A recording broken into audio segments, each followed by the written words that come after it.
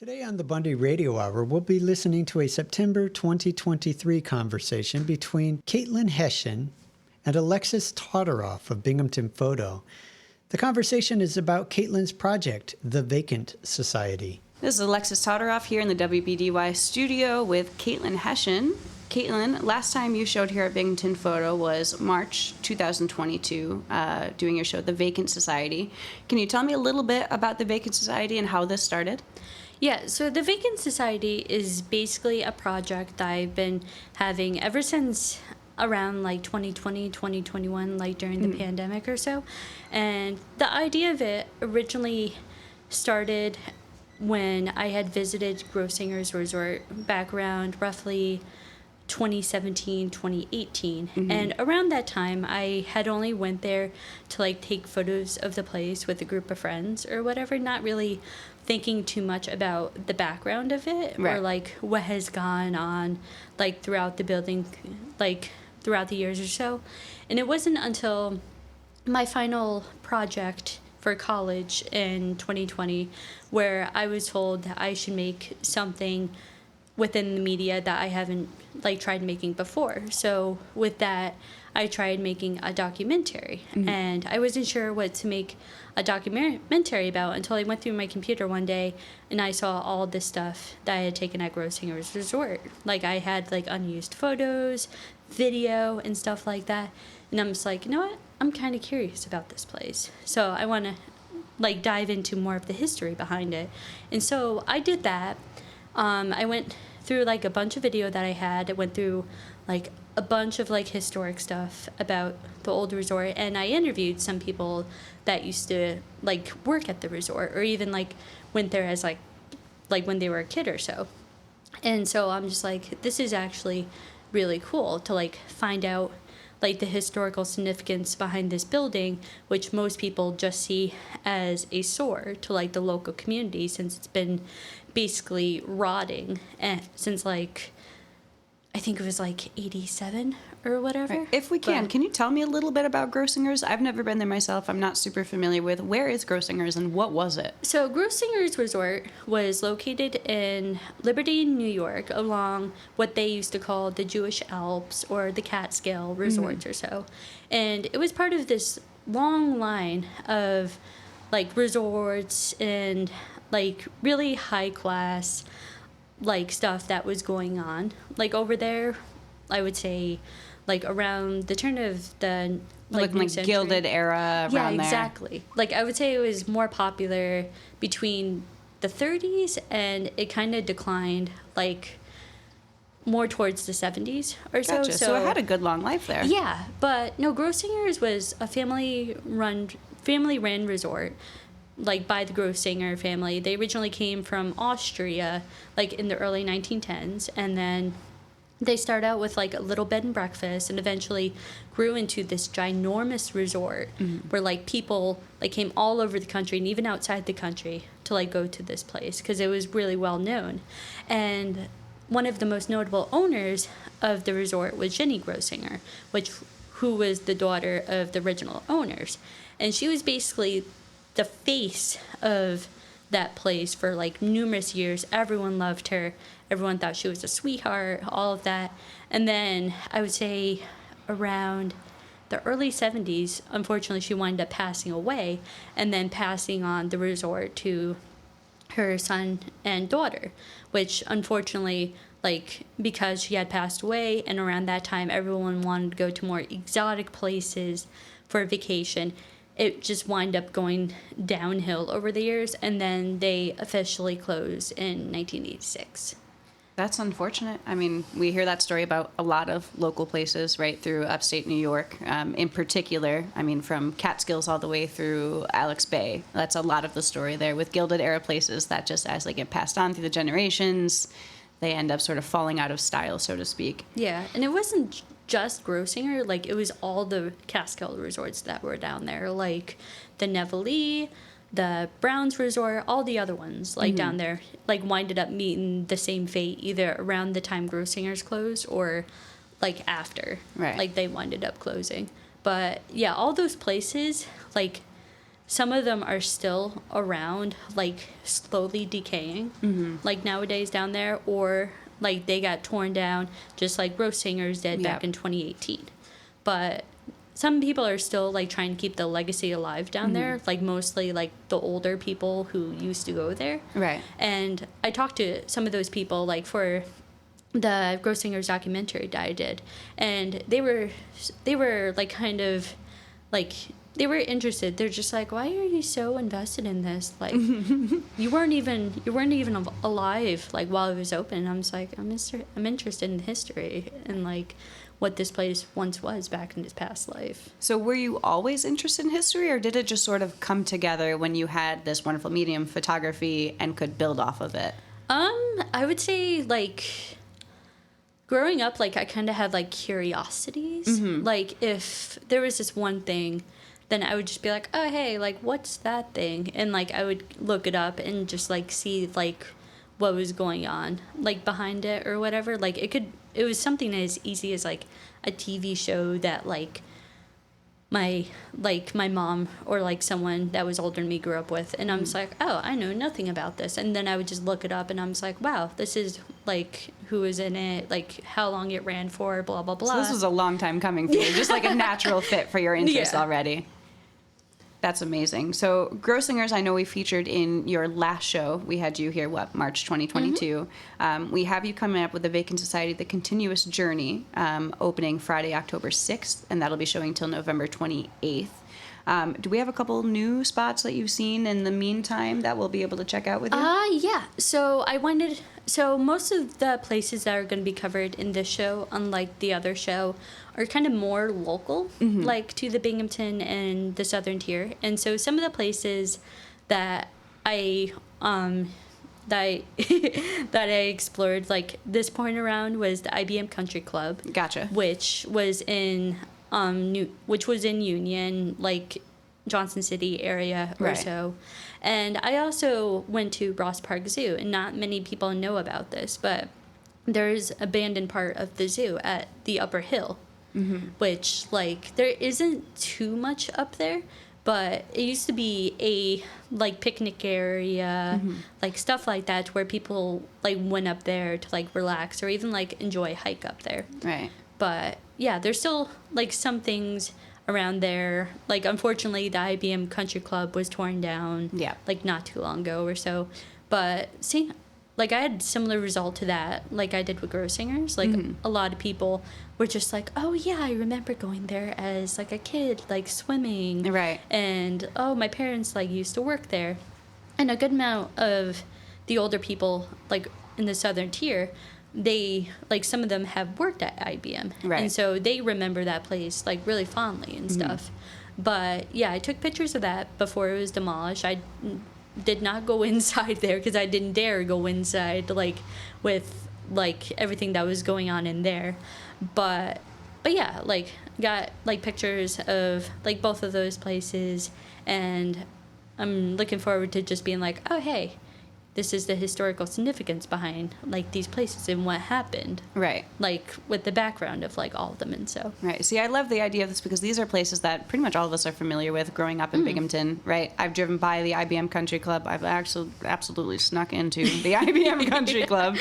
And then Ross Park, obviously as kids going in Binghamton, we've all gone there who knows how many times. Yeah. I know my mother, who was born in the 60s, is familiar with the older part of the zoo, and she's told me about it, but I've never gone to see it myself. Yeah. Is it still publicly accessible, or is it frowned upon to go there?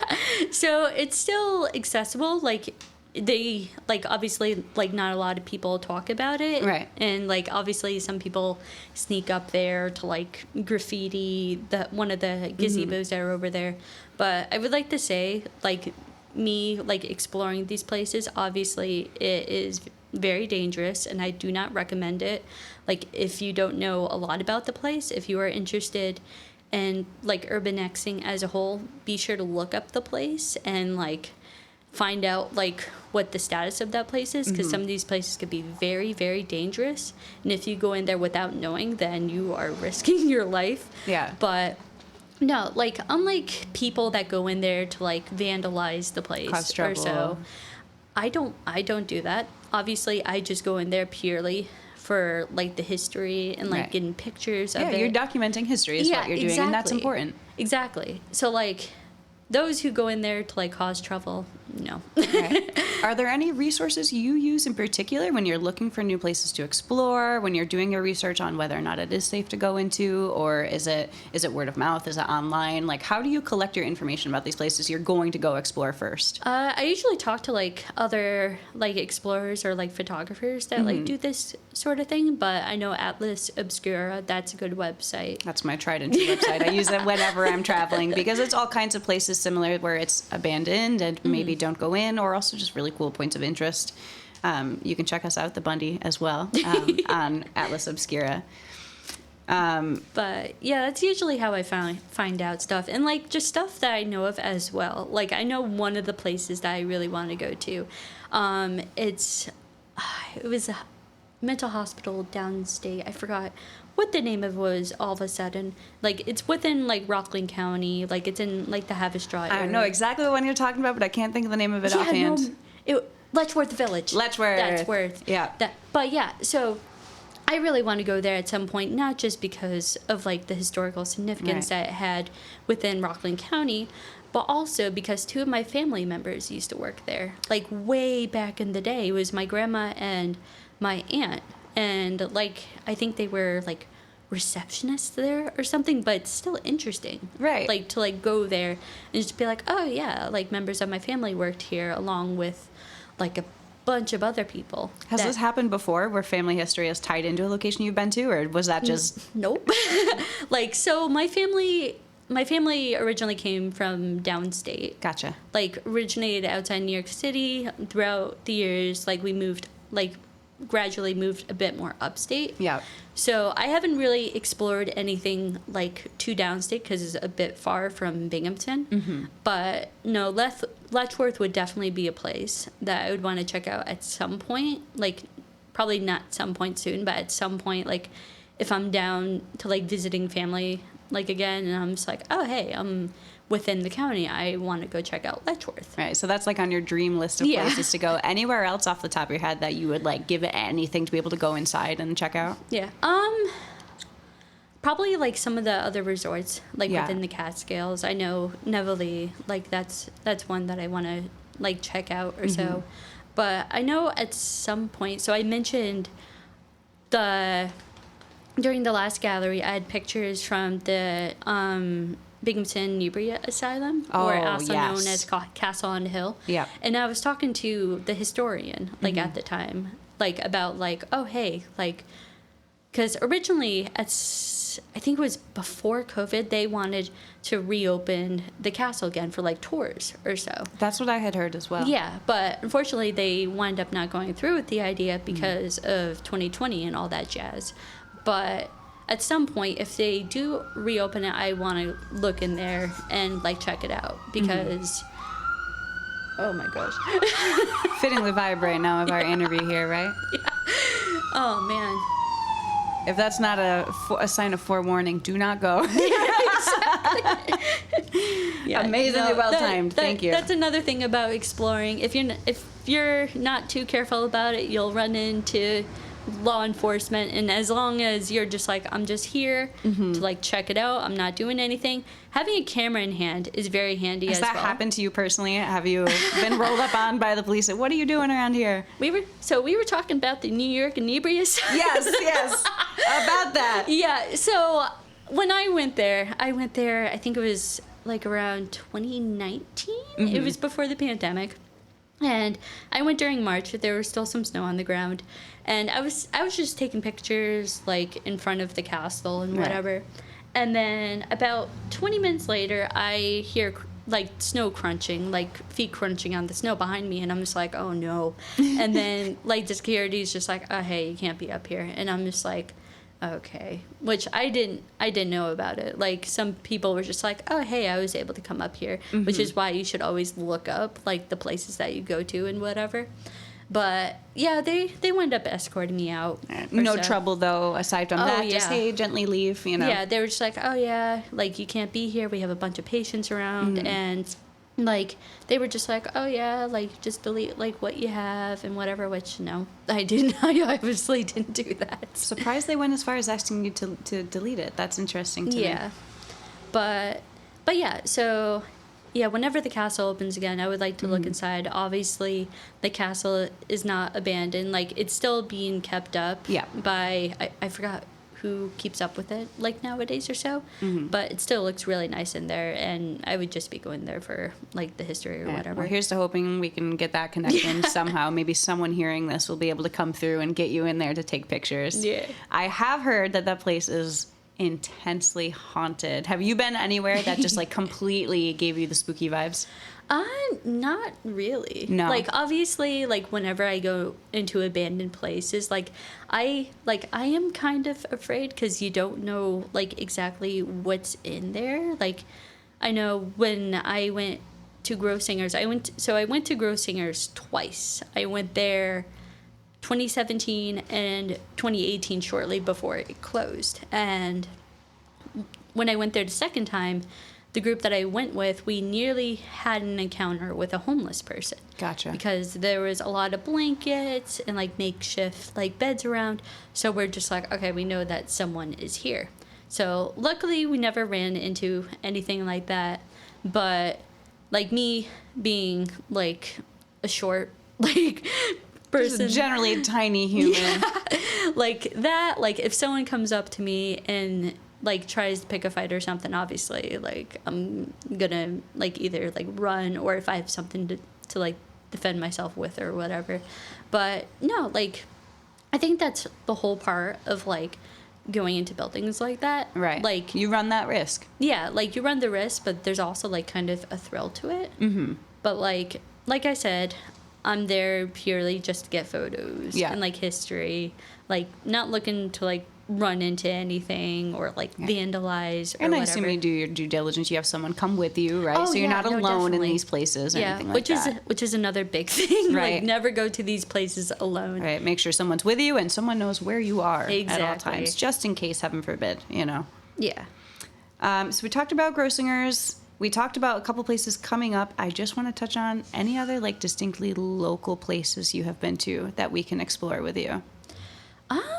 I mean, Ross Park, like I said, like that's pretty open. Like Yeah. there isn't like a lot of stuff up there, but Right. there is like the big picnic area. There is that. There, people have vandalized that, unfortunately. Which is unfortunate, yeah. Yeah, but there's that. There's like some other things up there or so, but yeah, like there's definitely like a good amount of abandoned like stuff up here and like upstate New York in general. But yeah, like I definitely want to like explore like some of those places as well. I think like if I were to do a gallery next time, I would probably want to do like more outside the area, possibly Centralia, because I know that's another big one I want to look at. Centralia is a pretty incredible place to go see. It's unfortunate that the graffiti highway is no longer with us. Yeah, no, I kind of kicked my pants about Right. not going to that before it was torn down.